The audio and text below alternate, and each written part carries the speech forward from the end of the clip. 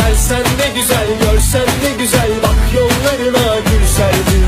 Güz bitti, bize yaz geldi, desen aç kollarını, ben geldim.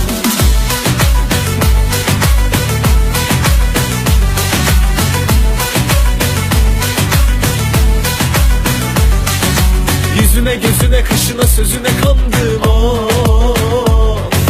Sağımı solumu evimi yolumu şaştım oh. Yanına yaklaşınca ateşe yandım oh. Sönmüyorsa yangın mesul değilim ya Rabbim Mevlam. O nasıl bir endam yaratmış aklım onda kaldı.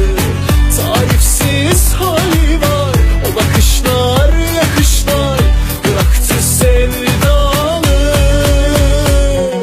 Gelsen ne güzel, görsen ne güzel, bak yollarına gül serdim.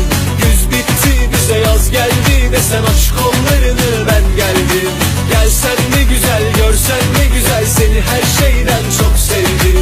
Ah bir görsen, sen de sevsen, bundan başka yok derdim.